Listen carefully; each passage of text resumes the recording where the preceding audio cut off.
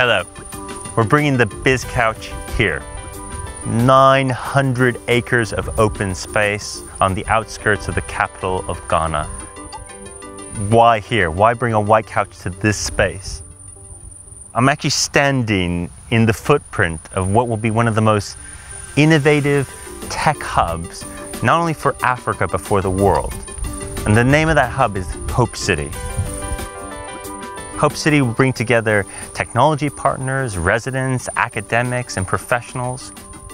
What happens when you take technology and you combine it with human ambitions? Those are the stories we're going to tell from the Thebizcouch.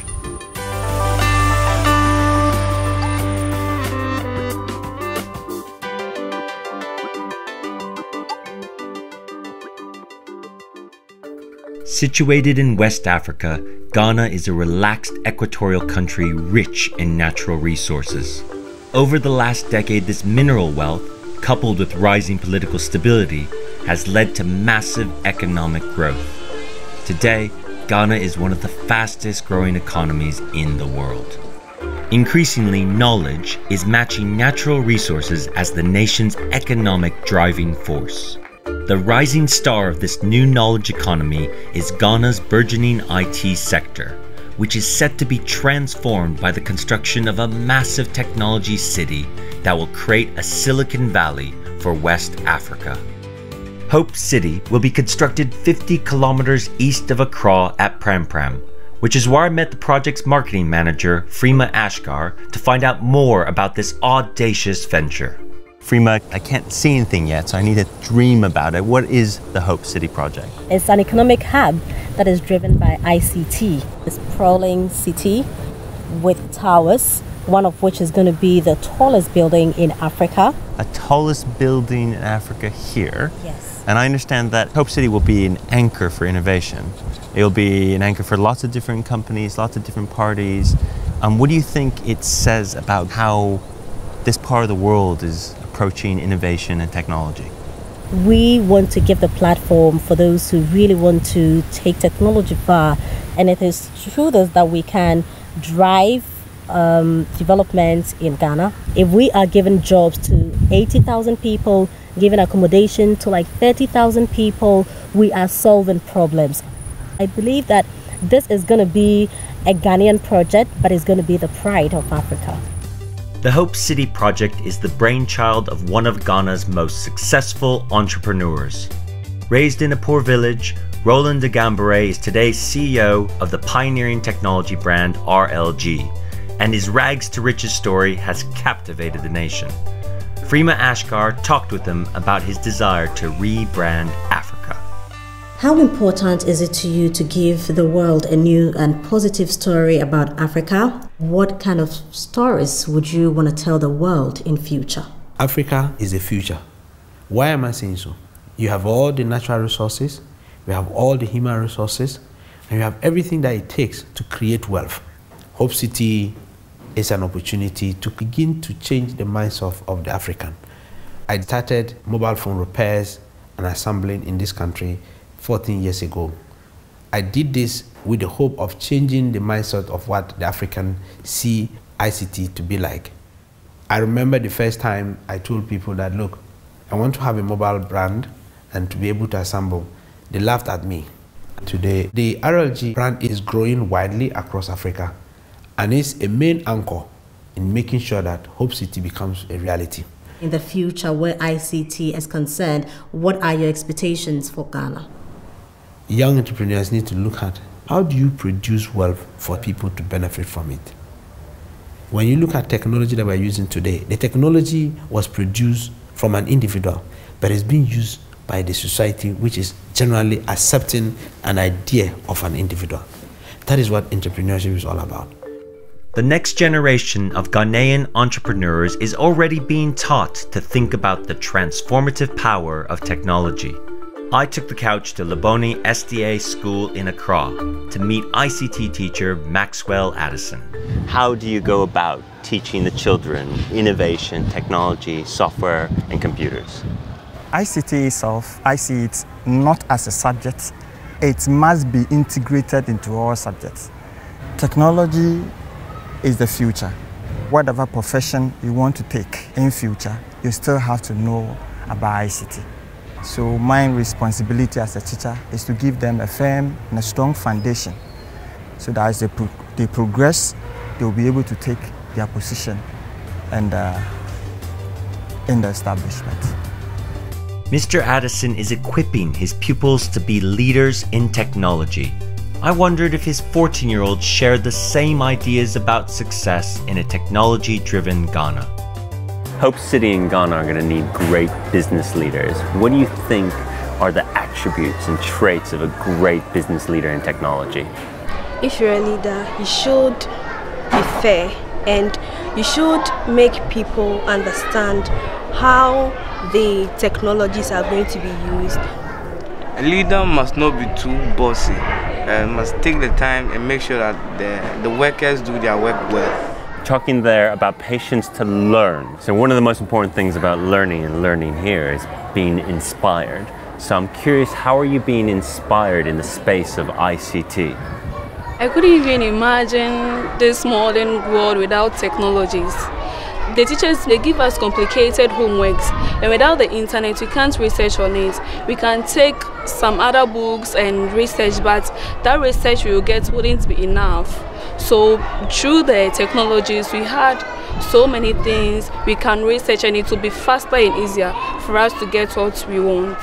What do you think about Hope City in Ghana? Some Ghanaians graduate from the universities, they join unemployment association since there was no job for them to do. So it will bring employment to the country and the development will be very high in this country.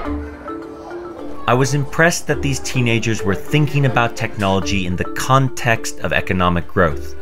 I wanted to find out how university students here are reacting to Ghana's technological development.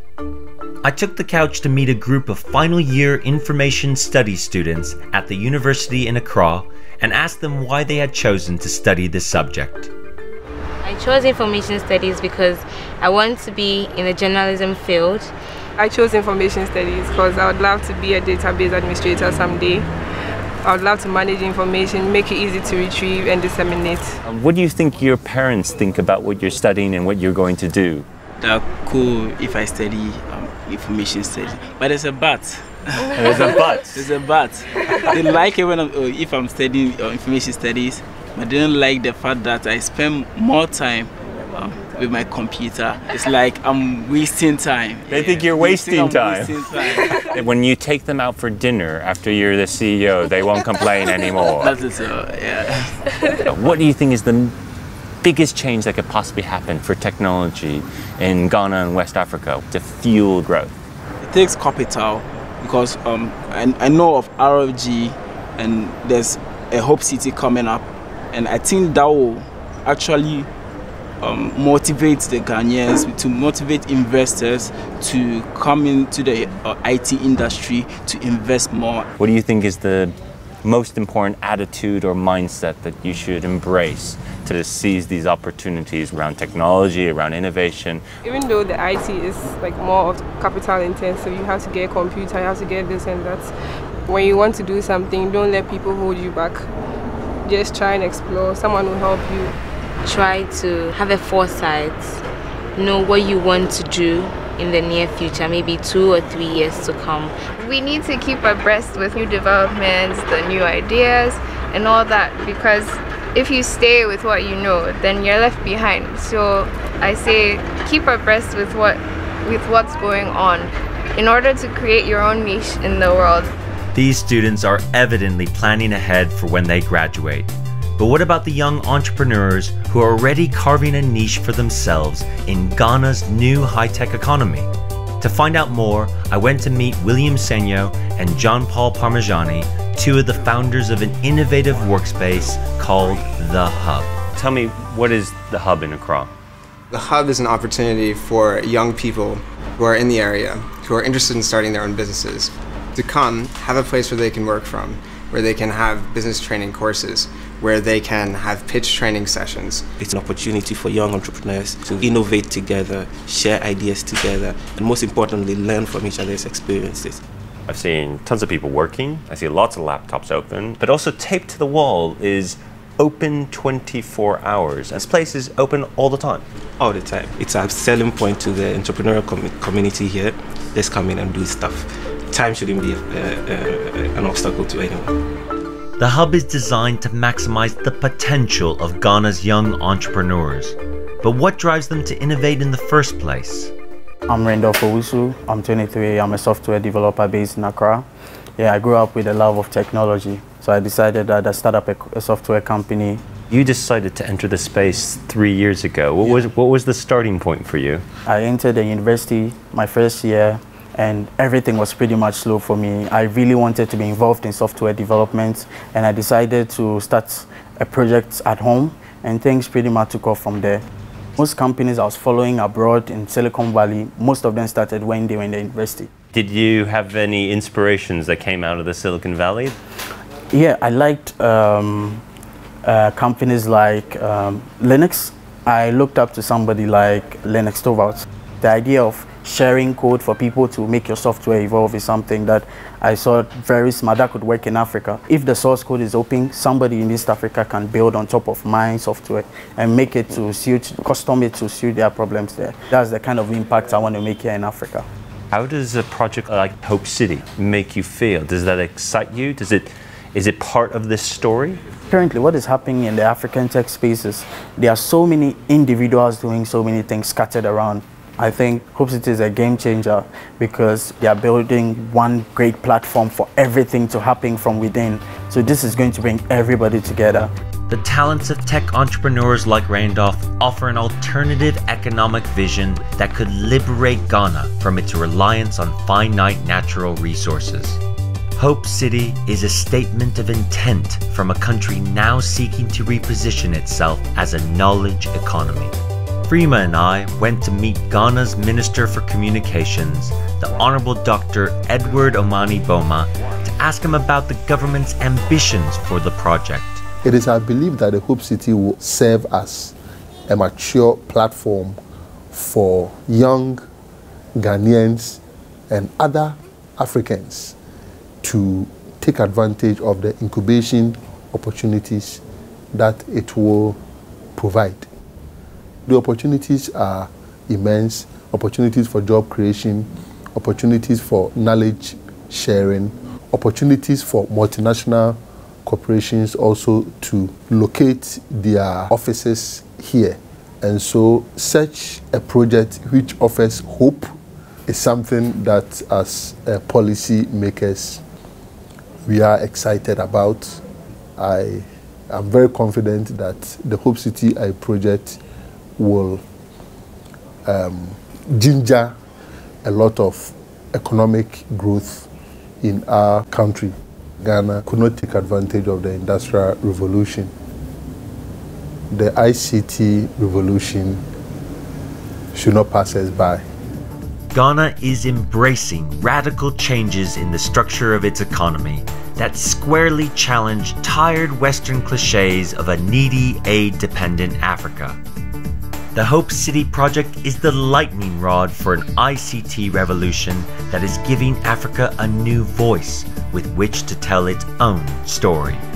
Ghana is growing at a good rate, and I think that it's good time to have a project like Hope City situated in Ghana. To bring development, it will create job opportunities for Ghanaians. We are in a modern world. A person without the knowledge of ICT won't be able to survive. There's a lot of change going on. Things are being invented, things are being upgraded, things are being updated. So we need to keep abreast with new developments, the new ideas. Learning shouldn't be something you do in school. You do it every day of your life. You learn something new and you should make sure that it's taking you to the bigger goal. Science, technology and innovation is the main driver of our development.